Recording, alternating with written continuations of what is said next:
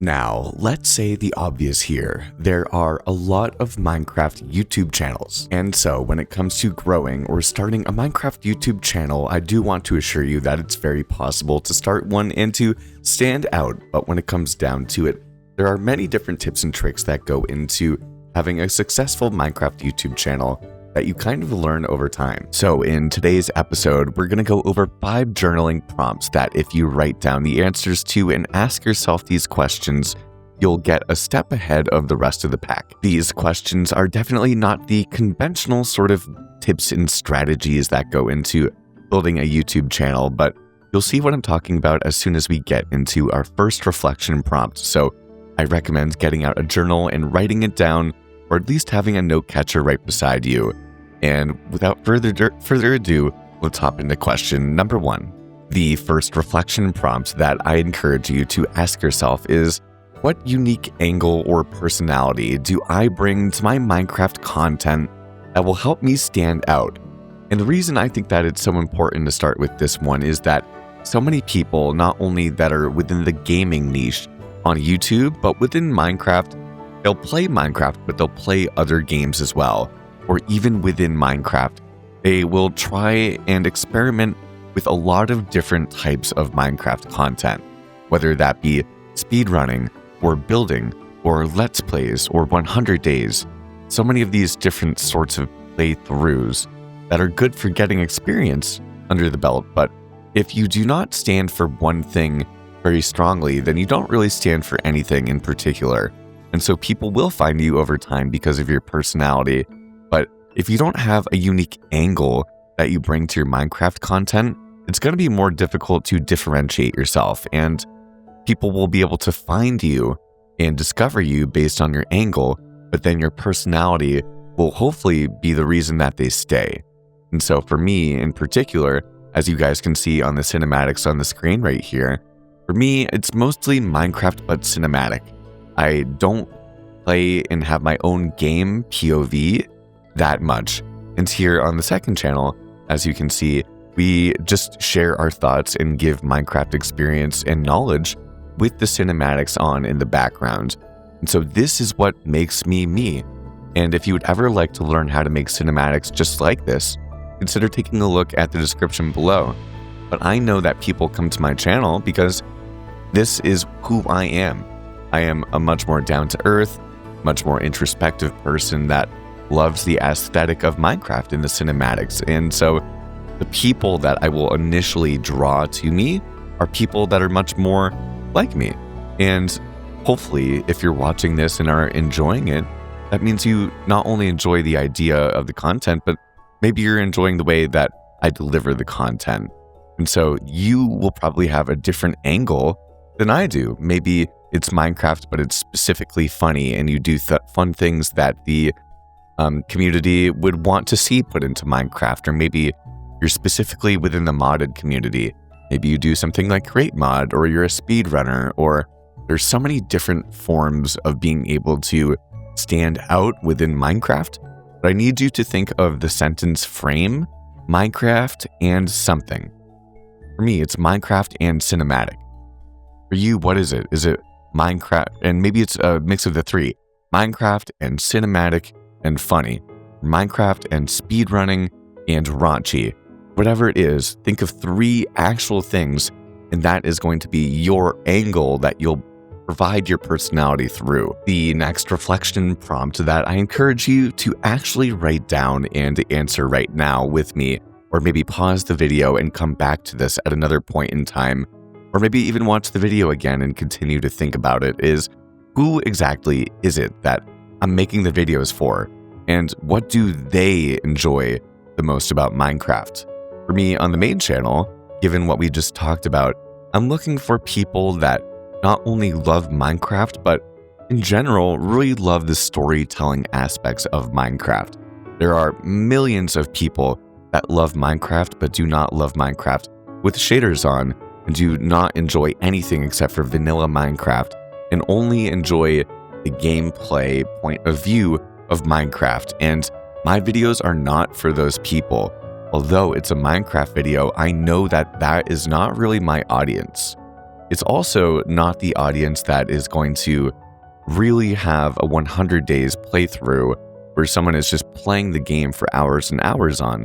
Because for me, my videos are a little bit more polished and there's a little bit more production quality that goes into it. So the person that likes Minecraft definitely likes Minecraft and thinks that it's full of depth and pulls a lot of elements that they probably enjoy from other SMPs in particular, from the Lifesteal SMP maybe, or from Hermitcraft in particular. And then a lot of really solid single player creators such as Flip or such as Mythical Sausage in particular. And then most likely many of the people that watch me also watch a lot of the other creators within my sphere that influence me, whether it be Bars or I'm Sure Me Too or Simply Night or Etad, and so many people that really will put their own sort of twist on how to make videos cinematically and with a lot of production quality. I'm looking for someone that is pretty deeply embedded within the Minecraft fabric, loves the modern version of the game, and also really enjoys different modern visual elements and storytelling elements that can be put into a Minecraft world that may not be vanilla. And I know that very specifically, along with a lot of my audience are also people that love making Minecraft content. And so it's a little bit more tailored here on the second channel for people that also are either considering starting a YouTube channel or already have a Minecraft YouTube channel, and just like thinking about what that could mean for them, but maybe have a dream to do it. So I know that that is specifically my audience, but your audience may be completely different. Maybe your audience is the best speedrunners in the world, or maybe it is people that like learning how to mod Minecraft. You know, I'm sure that niche by itself would be a very lucrative one, honestly. The modding community and people that learn how to actually make these mods that they implement into the game. Think really deeply about who exactly is the person or the type of person that you are making these videos for, and what is it exactly about what they enjoy about Minecraft, because that second part, the what do they enjoy most, is what you want to provide for them, and we want to do it within your own way. And so the more you can think about that actual person and be as specific as possible, maybe even give them a name, give them an age, give them a place where they might live, and the things that they might do on the weekends or on a Friday night or after work. Many of my ideal audience will enjoy and kind of maybe be making some dinner or relaxing, just kind of cooling off and enjoying some calming time with a lot of their favorite personalities within the kind of Minecraft niche of cinematics and cinematography. And so the more you narrow it down, the more likely you are to meet and reach and provide value for the people that you're trying to reach in the first place. But if you're not trying to reach someone in particular, you're not going to reach anyone, because people like to be spoken to like it's them, you know, as opposed to feel like they're just one of a number. And so if these demographics meet you, and then good, YouTube has brought you to the right place. And I hope that you're enjoying this commentary and hopefully introspecting yourself about what this means for you as a creator too. Now, the third journal prompt that I want to ask yourself, that if you really answer this question, it's a secret for being able to be consistent on YouTube, is really writing down and setting an intention with writing about how often can I realistically post videos, and how will I keep that schedule sustainable. For me, I would say that if you're willing to commit, try to make a deadline that is a little bit earlier than how frequent you'd feel comfortable uploading. So for example, if you really want to, you've been posting every other week and you want to go weekly, try to go every single 10 days at first, because it's going to push you. It's not going to burn you out by going and doing the same amount of work in half the time, but it will push the boundaries, and it's going to up your skill set as you kind of meet the hurdle and overcome the hurdle, which will give you efficiency skills and creative skills that will allow for you to then up the pace. And I know that I first started making Minecraft videos, I was like, you know what, I'm only going to commit to one a month. And then as I got better, I was like, you know what, I think I could do one every 2 weeks. And then I started getting to a point where I was like, you know what, I can do one every week. But then as I continued to do one every week, I wanted to make the video better every single week. And eventually got to a point where I was like, I can't put in the quality of video that I want to, and also be able to manage a second channel like we have right here every single week, at least at this point in time. So what I am doing is I am posting once a week on the main channel right here.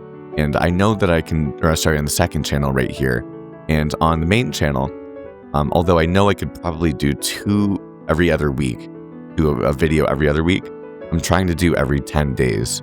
And then also focus on the side with my coaching calls. And if you'd ever like to have a one-on-one call to kind of grow your Minecraft channel, definitely take a look at the description below. I'd be more than happy to take a look at your channel and see how I can help you out. But thinking about how I can really start to push it a little bit, but most realistically, not burning out and being able to stay on the horse is so much more important. And I think that a good analogy for me is when I go to the gym. If you go to the gym 45 minutes a day, and you do that for 5 or for 7 days, you're going to actually get more minutes in of work at the gym than the person that's going to go 3 days a week, but is going for an hour and 15 minutes. They're like, okay, I'm having such a long session. Well, the reality is, if you don't make it as difficult for yourself, but you continue to get on the horse and do the work every single day and be able to chunk that out, I think that is going to help you so much more in the long term. And so what are the little practices that you can put in every day or every other day that would realistically make it so that without losing sleep and completely overhauling your life, you'd be able to get the posting frequency that you would like to? And for me, and that can ebb and flow, and you will have different priorities at different points in your life. But I really would write it down, because then you'll kind of have made a written commitment. Think, do you want to do it once every month? Try it every 2 weeks? How can you try to get as much of the best content that you want possible, but do it as frequently? It's not how much content can you get out, it's how much of your best content can you realistically get out at one point in time. The fourth prompt that I want you to be asking yourself today about trying to grow your Minecraft YouTube channel and how to do it in a way that will set you ahead of the rest of the pack is, what resources or communities will I use to keep improving my video quality and content over time? And this will probably change over time, because the more that you do this, the more you may end up investing into yourself. For example, for me, I have edited down my videos. I edit down all of my videos. But here now on the second channel, I have invested into an AI software that will pretty much just cut out the silences and the bad takes, so that I don't have to go in and cut down all of my repeat, sentences if I make a mistake or anything like that. And that is what allows for me to get so many more of these comment of the day or kind of helpful educational second channel videos out for you guys. So that resource has been so helpful, but even more helpful for me has been different communities. I am a member of many different Discords for different YouTubers, and a lot of us YouTubers hang out in different Discords, and we all send each other our builds and give each other feedback on our thumbnails or about introductions and all of these sorts of things. And so being immersed within these communities online have allowed for me to have other sets of eyes that have made my content better over time, and lots of different thought partners to keep improving my video quality and the content just in general. Along with I ended up investing into some transitions from Finzar, who you may have heard of, who's given some really good tutorials about how to edit YouTube videos, kind of just buying a couple of presets and giving myself the opportunity to edit to a higher level than I would be able to just by buying a couple of presets from the pros. those kind of resources really will help you over time. And I do make, definitely enough money every single month, even just through AdSense on YouTube, that these tools absolutely pay for themselves, and over that too.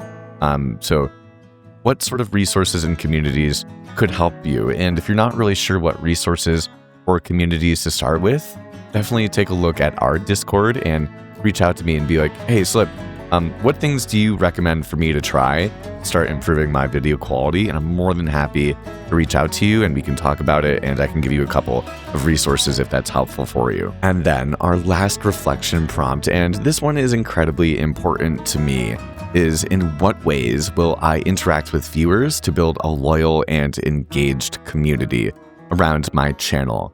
And when I started YouTube, and I've said this many times, I was not in it for the community. I wanted to be friends with a bunch of the other YouTubers for sure, but then I also wanted to just have YouTube videos that were successful and got a lot of views and maybe even got me money and that sort of thing.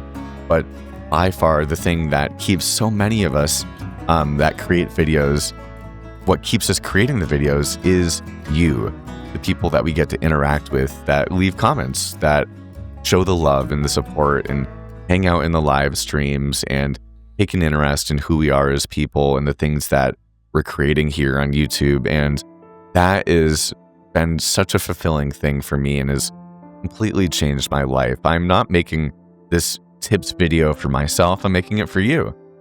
So hopefully it really is helpful.